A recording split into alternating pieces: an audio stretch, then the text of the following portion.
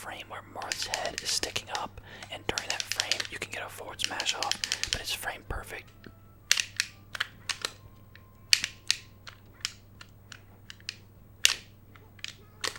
Look how high you can get mashing their side B.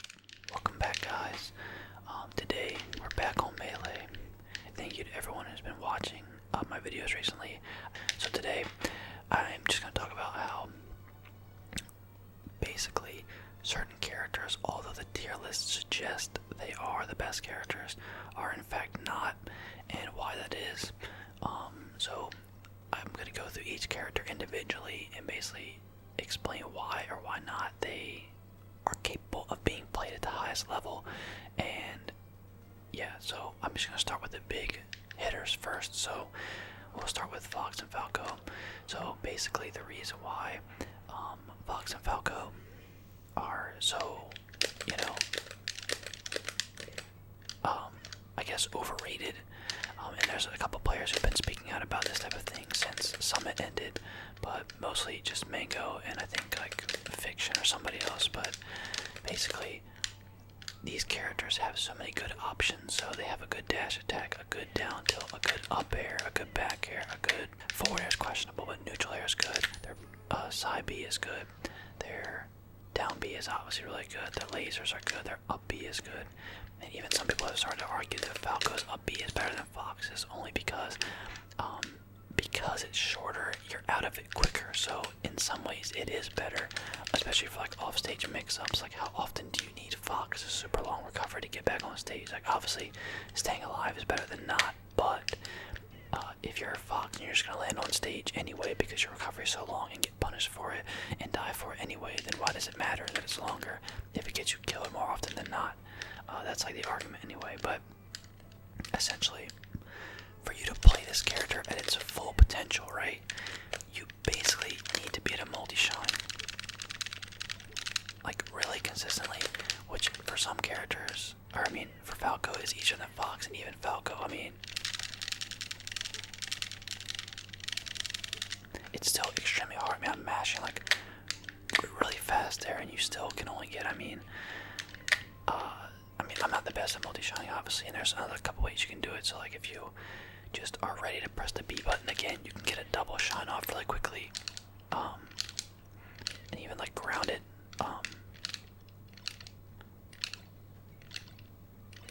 trying my hardest here. I don't have game audio right now, so I can't tell if I'm getting a multi-shine off, but on the ground. But basically, it's extremely fast input that no human can basically do consistently. I mean, you can do it, but just it will never be 100%. That's why you don't see it come out 100% of the time. If it was so consistent, then it would come out more often. And so basically, the problem that arises is that the character is so consistent that essentially, or I should say so versatile that to pick the right option in every scenario, although maybe under circumstances where you are just humanly perfect, Fox or Falco could be the best character. It's just the fact that we are human, and the best things we can do basically can be boiled down to a couple things. And a character like Martha maybe lacks the toolkit or the recovery or something like that that Fox has overall, is still maybe debatably a better character in the hands of normal people, just because of the skill required to play the character at its highest level is achievable by a human, right? So just because a character on paper is better doesn't mean that in tournament the character actually is able to perform better in the hands of just anyone. So if you look at basically top performances, this is like Mango's point essentially, was that if you look at the top of any tournament, it's very rare that a species actually win nowadays. Usually it's Jigglypuff or it's Marth or it was Peach for a while. Although they're considered the best, well, why don't they just dominate? And that's just because even though their matchup spread seems to be really good against other players of extremely high skill, characters like Jigglypuff, Marth, Captain Falcon overall rely on, although they're quick techniques, the most I would say hard to execute consistently thing with Marth would be like a perfect pivot, like turnaround forward smash or something like that. So I guess like during the dash dance, like there's one frame where Marth's head is sticking up, and during that frame you can get a forward smash off, but it's frame perfect, and so that's like one of the hardest things to do with Marth consistently, and yet compared to Fox, that's still like not as, I guess, crucial. So Marth is a good example of a character which is more strategy based than skill, I would say. Not to say strategy isn't skill necessarily, but to be able to play this character at a high, level isn't so much about how many hours of tech skill you put in. It's more about your understanding of the game and your character individually. So then another character at the top, I guess, would be Jigglypuff, which Jigglypuff, while she lacks options, if you look at it like this, if her options that she does have basically amount to overall good, even though the Spaceys have more options overall that are good, if her options, which are less but are better on an individual basis, then she can still be just as good, if not a better character, even though the diversity of the character is lacking. So basically, like, her rollout, her neutral B is bad. Her I guess all her tilts except for her up tilt is kind of bad.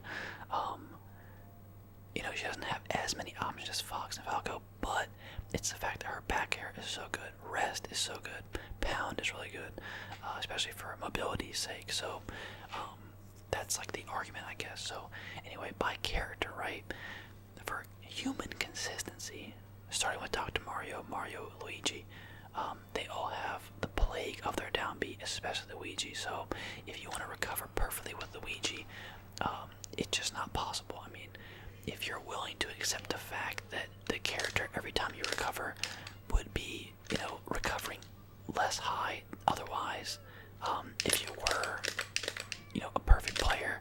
So for instance, if I'm knocked off stage, which sends me really far away, and I want to come back, well, misfire helps obviously, but in order to get up with my up or down B, there's a certain number of mashing I have to do to actually make it worth it. So let's say I go and I just want to make it back to the ledge from dropping off. There's a certain amount of mashing you have to do to actually make it to where you gain height. So let's just say mashing to get back on the stage, for instance. So if you're on the ledge, okay, Yoshi, I'd appreciate it if you stopped knocking me off the ledge here. But if you want to get back, actually, I don't need to recharge, I think. This Yoshi is relentless, oh my god. But if I drop from the ledge, how hard is it to maintain the ledge, essentially? So if you're going to recover, how much do you need to mash to actually make it back and make your down be useful? It's really not that hard, but you'll always know in the back of your head you could have a better mix-up or go deeper if you happen to be humanly, impossible and be able to mash every other frame perfectly. So, like I said, it's not that hard to be, like, proficient at mashing, but it's just the fact that you need to consider the character with the option of, if you can't mash consistently, or what happens if, it's an off day and you can't mash as good as you usually do, or you're just holding the controller kind of weird and you're not ready to mash like you usually would. So, I mean, it's hard. It's really hard, is what I'm trying to say, to be consistent with those kind of characters. So, I'll quickly go through the characters that have this problem. So, Dr. Mario, they don't rely on as heavily because they don't go as well horizontal, but they both do have a mashing mechanic that can be used for their recovery. So Dr. Mario, Luigi, Bowser's up B, Donkey Kong's up B, Ice Climber's side B, all have a mashing mechanic used on them. So for instance, if you're using Ice Climbers and you want to just get back to the stage, if you have both of them next to each other off stage, look how high you can get mashing their side B. Oh, let me try again. You can get really high with it. Well, if you only have one Ice Climber, so let's say Popo's by himself, you have to mash hard just to maintain equal, like, level height horizontally. I mean, it's not too hard, to be honest, but just imagine, if the character didn't have to rely on this type of mechanic to basically, recover. It just makes more sense for the character to have a different recovery consistent. And so like I said with Donkey Kong, he has the same problem as in his up B mix-ups and stuff. Like, the more you're able to mash or not is reliant on his vertical height. So Peach, another reason why she is not, this isn't necessarily down the same path as mashing, but it's the fact that she has inherent randomness, much like Luigi's misfires as well. I forgot to mention that, but in one match you pull a Stitch, in one match you don't. I mean, yeah, you and your opponent both agree to the terms of, like, yeah, Peach is random. Yeah, the outcome of this match may possibly be the randomness of Peach. Most likely it won't be, but it's still the fact that you can win or lose matches based on this mechanic. So, yeah, it's one of those things. I mean, there's plenty of clips of Peach, clutching out matches because of pulling a Stitch or not. And like I said, there's no problem with it, but it's still inconsistent. Like, yeah. So now we have Yoshi. Yoshi, he doesn't have any problems. There's no humanly impossible tech with Yoshi. He has a parry window that's hard to hit, obviously, but for the most part, all of Yoshi's toolkit is consistent. So there's no craziness about having to mash or do something that's beyond human like comprehension to be consistent with. And so, yeah, Falcon and Ganondorf are the same. Their movesets are all consistent in the sense that, yes, like getting obviously consistent like moonwalks and stuff like that is difficult, but with every character that can be challenging. But for optimal play though, they don't come anywhere near the difficulty to play optimally as Fox or Falco when it comes to the speed at which they play and the options to pick. I mean, it's just a different character to have to play. Ness, he is also fine. Kirby, also fine. Samus has a super wave dash, which, like I said, weigh these options in the sense that without that option, how good is the character? Like, stand alone if they don't have the option, or let's just say every time you try it, you fail it, or something to that effect. Like, how good is the character without said option? Like, super wave dash is not vital, but it's still an option that's, humanly very difficult to do consistently. Some players can do it, like, to relative consistency, but I would still bet, it's at best 60% to 70% with even like Plump or someone who's really good at it, as far as consistency goes. So yeah, then Zelda and Sheik, as far as I know, there's no randomness, there's no impossible tech with them that become extremely difficult. I mean, obviously there's certain things that all characters would have a difficult time with, like perfect dash back and like ledge dashing, all stuff that just requires immense amounts of practice. But I'm talking about character specific stuff that makes them difficult or humanly not the best choice. So Link and Young Link, both fine. Pichu and Pikachu, also both fine. The angles you hit on their up Bs can be really difficult to do consistently, but for the most part that's something that can be practiced or to some effect worked around. But it still does sort of fall in the category of, well, humanly it's always possible to be a little bit better than we are with these characters as far as the angles go. So yeah, then Jigglypuff, like I said, totally fine. Mewtwo as well is fine. Game & Watch, he has the L cancel kind of handicap. He has the 9s that aren't consistent. So he is another character where I would say he's not a good tournament character just for the sake of, if we're talking about just pure winning and like the human potential of the character, he's not a good tournament character just because of the randomness. Then you have Marth, who's, like I said, probably the top candidate for this type of tier list thing, and then Roy, who's just also fine, but yeah, just mechanically you wouldn't play him for Marth, right? So yeah, now having gone through all the characters, you can kind of see where I'm coming from as far as what amount of human skill is going to be the barrier to this character's success. And I think Marth is the best. Marth or Jigglypuff, right? It's a little bit debatable, but Marth or Jigglypuff are the best characters that possess like a toolkit which can be consistently pulled off by a human. Their play is more based around your like strategy and individual like skill, not so much execution and ability to do like frame perfect or near frame perfect moves consistently.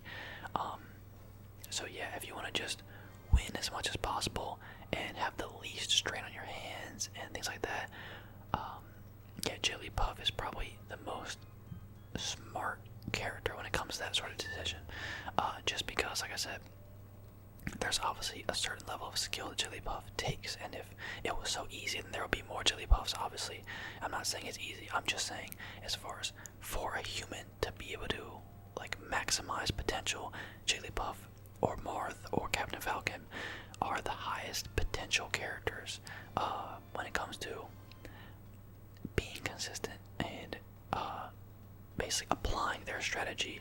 These characters have the best chance. So yeah, but with that being said, there's still like diehard believers that Fox and Falco can and will be the, undebatably best characters in human hands in tournament in the future, in 20XX as they say. But yeah, me personally, as it stands right now, I still think these sorts of characters are going to continue to dominate until either the Fox and Falco players either, I guess, level up in some way, or just maybe stop focusing so much on the technical precision of the character and are more focused on just the strategy played behind them. Because there's, like I said, probably hundreds, I said this in a previous video, there's probably hundreds of other, high-tech skill Fox and Falcos that aren't anywhere near the top, player's skill. So, your ability to execute with a character is not what makes you good at the game. So I think these characters, like I said, there's too much execution for what it's worth. So yeah, I mean, still though, even with that being said, they still are really good. And like I said, if you take all these flaws I'm talking about into consideration and pretend, like, let's say that Peach only pulls normal turnips every time, she still places high on the tier list because of how she is. Like, the flaws I'm trying to point out aren't to say the characters are bad because of them. It's to say what characters don't have these flaws and can therefore be played always at the highest potential. I guess that's kind of the point of the video, is to say that.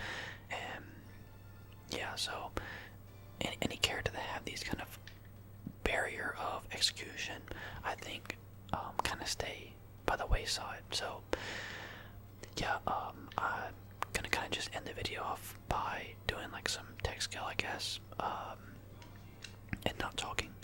So if you guys enjoyed, I guess leave a like, and let me know what you think about this idea that some characters just will never be able to be played at the highest level. So pick up a different character with the intention of playing them at the highest level.